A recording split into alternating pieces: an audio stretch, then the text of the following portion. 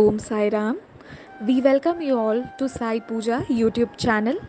Today we are going to hear chapter 2 of Shri Sai's Satcharitra. Do not forget to leave your remark and your comments after hearing the Satcharitra so that we can improve more and more, and let's make Sai Pooja a very beautiful and a devotional platform. Wishing all of you once again Om Sai Ram. Chapter 2. Object of writing the work in capacity and boldness in the undertaking. Hot discussion conferring significant and prophetic title of Himatpan, necessity of a guru. In the last chapter, the author mentioned in the original Marathi book that he would state the reason that led him to undertake the work and about the persons qualified to read the same and such other points. Now, in this chapter, he narrates the same. The object of writing the work. In the first chapter, I described Sai Baba's miracle of checking and destroying the cholera epidemic by grinding wheat and throwing the flour on the outskirts of the village. I heard other miracles of Sai Baba to my great delight, and this delight burst forth into this poetic work.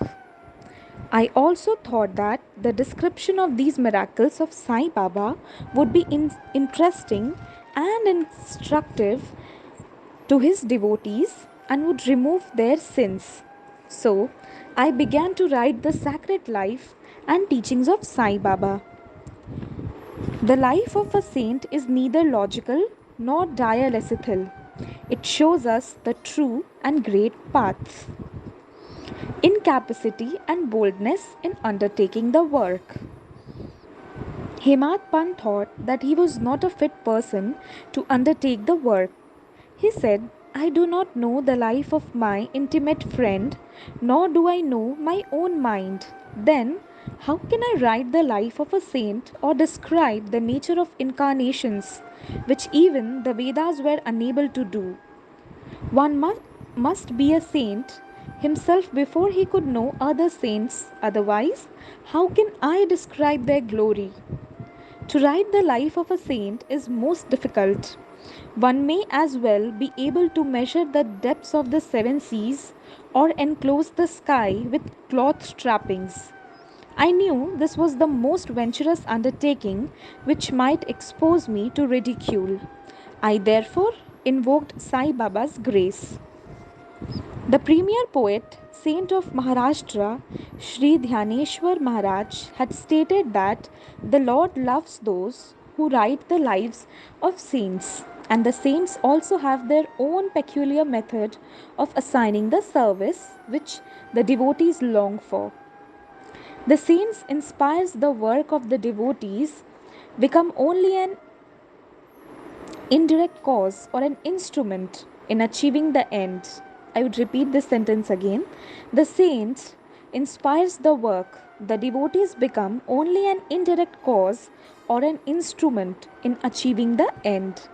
For instance, in 1700 Shaka year, the poet Mahipati inspired to write the lives of saints.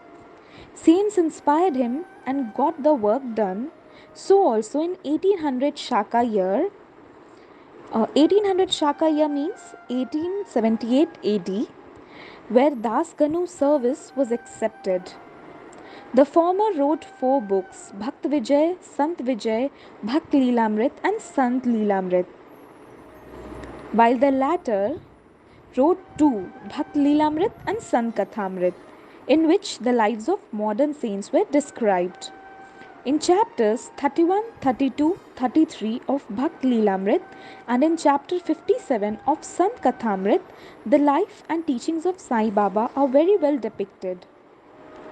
These have been separately published in Sai Leela magazine numbers 11 and 12, volume 17. The readers are advised to read these chapters. So also, Sai Baba's wonderful Leelas are described by Mrs. Savitri Bai Raghunath Tendulkar of Bandra in a small book named Sri Sainath Bhajan Mala. Das Ganu Maharaj had also composed various sweet poems on Sai Baba, A devotee named Amidas Bhavani Mehta has also published some stories of Sai Baba in Gujarati. Some numbers of Sainath Prabha, a magazine published by Dakshin Bhiksha Sansthan of Shirdi, are also published.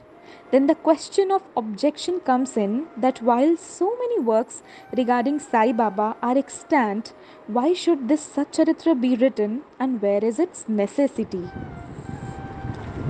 The answer is plain and simple. The life of Sai Baba is as wide and deep as an infinite ocean, and all can dive deep into the same and take out precious gems of knowledge and bhakti and distribute them among the aspiring people.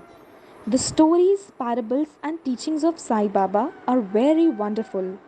They will give peace and happiness to the people who are afflicted with sorrows and heavily loaded with miseries of this worldly existence, and also bestow knowledge and wisdom both in worldly and in spiritual domains. If these teachings of Sai Baba, which are as interesting and as instructive as the Vedic lore, are listened to and meditated upon, the devotees will get what they long for, viz. Union with Brahma, mastery in eightfold yoga, bliss of meditation, etc.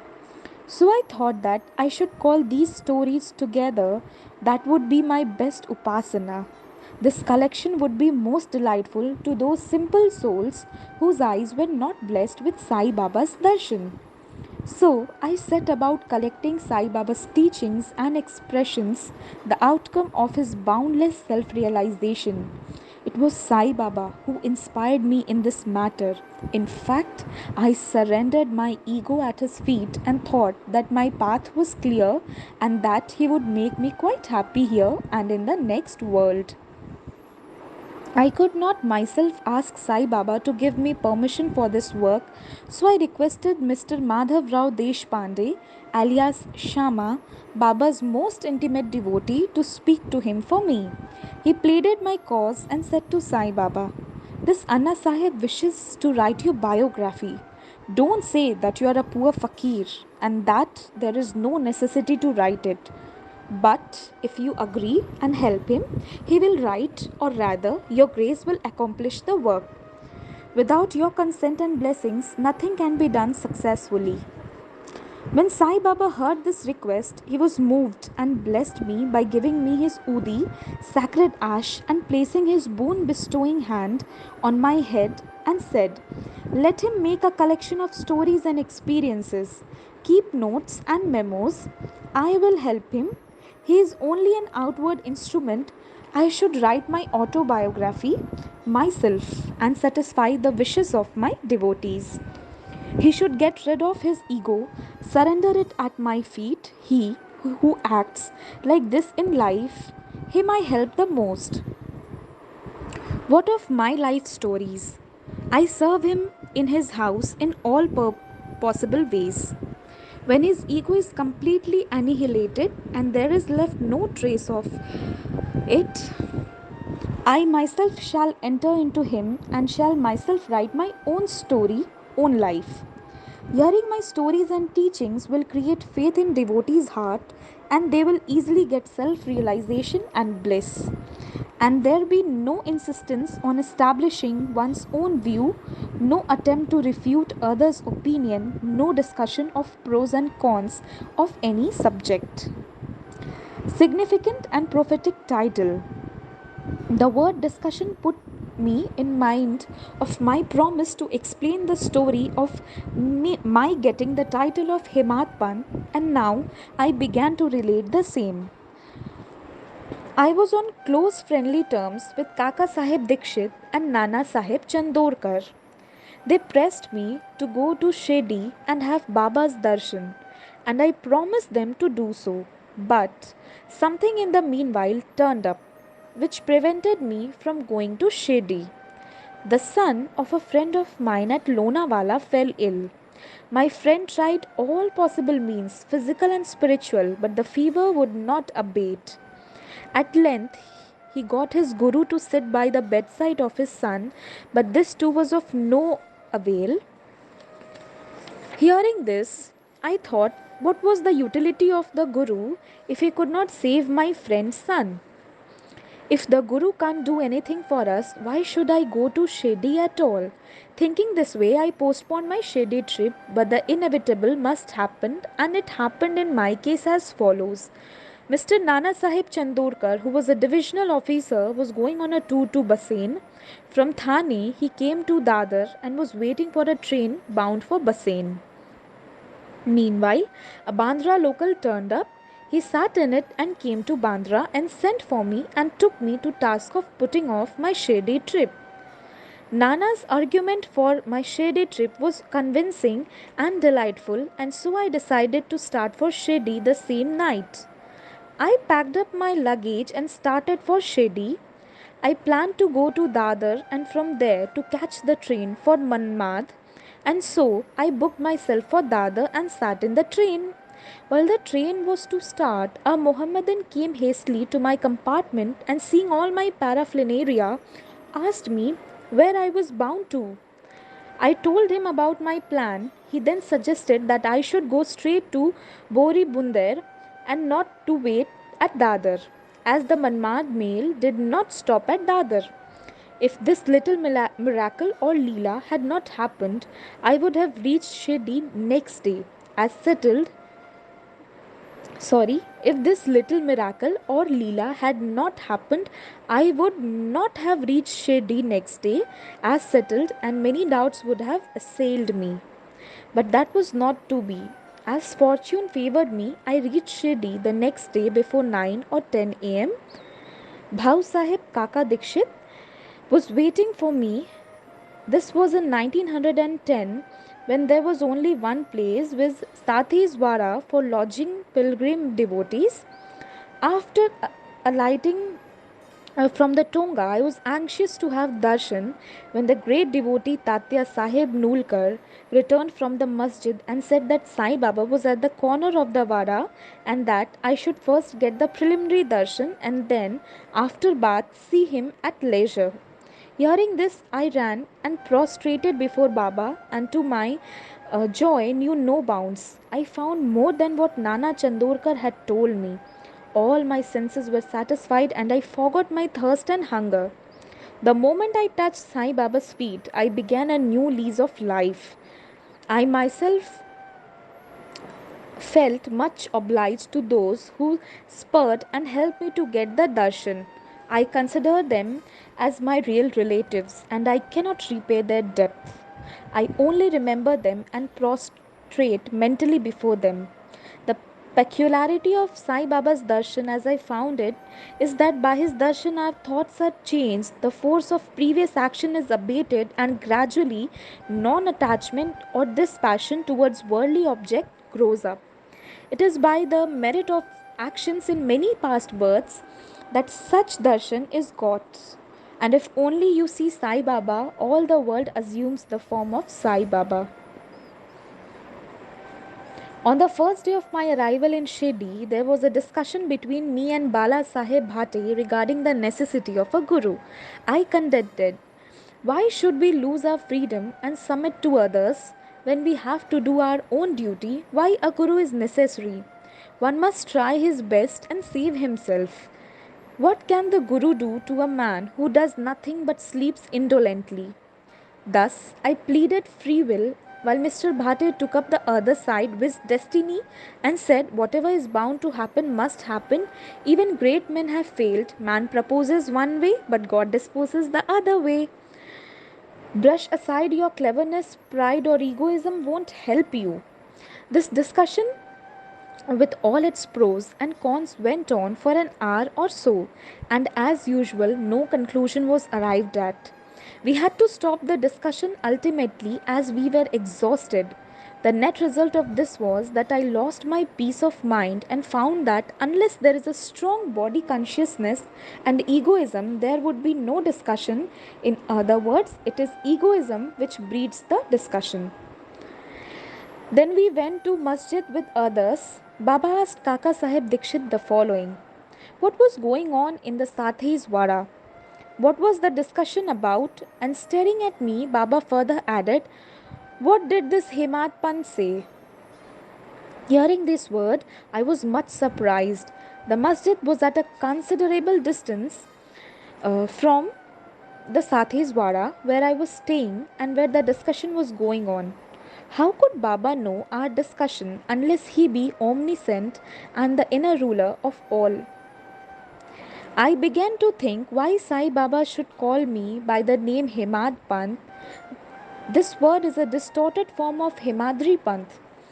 This Hemadri Pant was a well known minister of the kings Mahadev and Ramdev of Devgiri of the Yadav dynasty.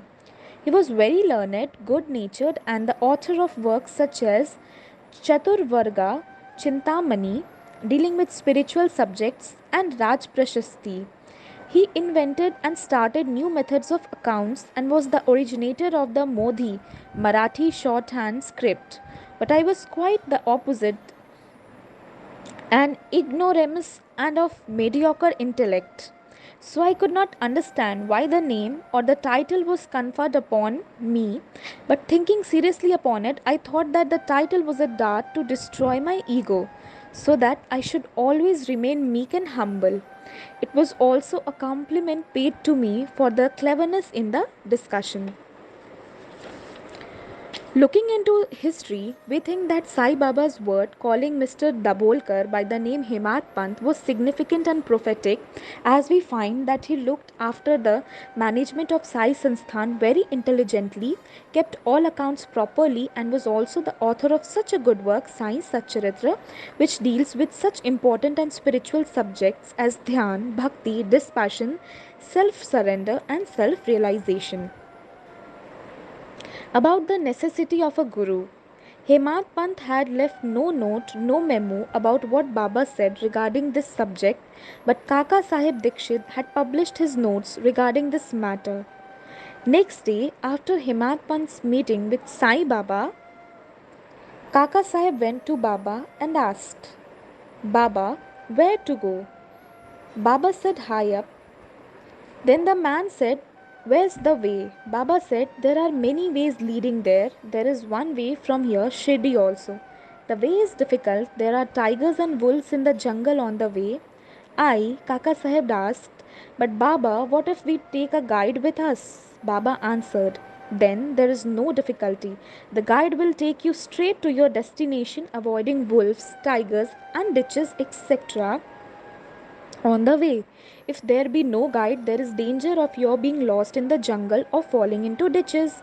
Mr. Dabholkar was present on this occasion and he thought that this was the answer Baba gave to the question whether Guru was a necessity. Wide Sai Leela, Volume 1, Number 5, page 47, and he thereupon took the hint that no discussion whether man is free or bound is of any use in spiritual matter, but on the contrary, real Paramartha is possible only as a result of teachings of the Guru, as is illustrated in this chapter of the original work in the instance of great avatars like Ram and Krishna, who had to submit themselves to their Guru, Vashishta and Sandipani, respectively, for getting self realization, and that the only virtues necessary for such progress are faith and patience. Vaid Sai Satcharitra, Chapter 2, 191 and 92. Bo to Sri Sai, peace be to all. Thank you for being patient listeners. We wish you all the very best. Om Sai Ram, Team Sai Pooja signing.